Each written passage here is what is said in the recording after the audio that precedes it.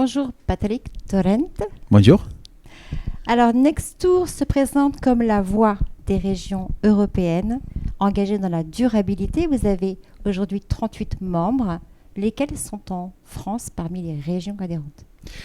38 membres qui sont adhérés au réseau d'après l'initiative de PACA, Provence-Alpes-Côte d'Azur, qui a été la pionnière en France avec la Toscane en Italie et la Catalogne en Espagne.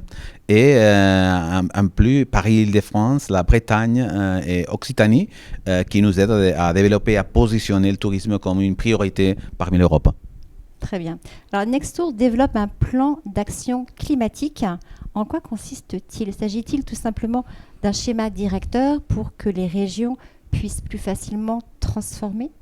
Oui, en fait, il s'agit d'abord à s'adhérer à Tourisme Declares. La déclaration de l'émergence climatique, on va le faire la prochaine semaine au Tyrol, à Albach, à l'Assemblée générale de la Nextour.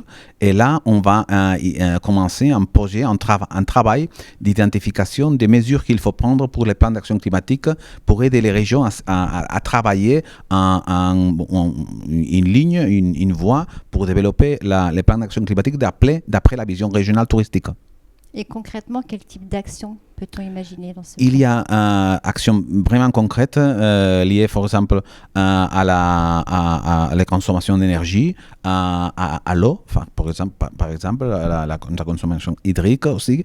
Il y a les plastiques, l'élément plastique qui est un des éléments il y a peut-être la plupart de l'industrie qui est engagée avec la durabilité environnementale du tourisme, travaille dans ces objectifs d'éviter l'usage des plastiques. Et 5-6 mesures bien concrètes, bien identifiables, bien mesurables pour avancer vers la durabilité de l'activité. Donc, on parle plutôt de bonnes pratiques de la Oui. part des opérateurs et non d'un projet de label. Pas d'un projet de label. On parle plus de l'adhésion, de la manifestation de l'engagement des régions, des acteurs, de la part publique, de la part privée, pour réussir à l'évolution du tourisme pour un modèle plus durable, plus compétitif en même temps. Alors, vous l'avez dit ce matin à l'occasion d'une table ronde du forum A World for Travel, il n'y a pas assez de collaboration entre les pays de l'Union européenne. Comment peut-on améliorer la situation? Sur quel sujet en particulier? On l'a dit, on a besoin de plus Europe. Et ça, c'est dommage parce que pendant la pandémie, on a vu que les recommandations qui ont été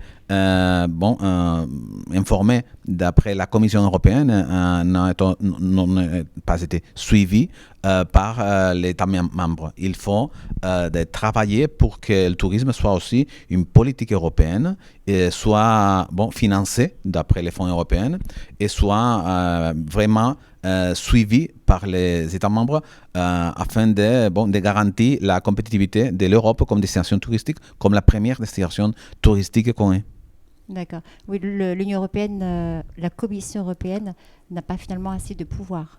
Maintenant, non, on a pu le comprouver, par exemple, en la flexibilisation des restrictions de la mobilité qui ont été recommandées par la Commission européenne, mais à la fin, sont les États qui ont décidé de faire chacun sa politique. Et alors, ça veut dire que peut-être ça a été un obstacle pour la récupération du tourisme en Europe.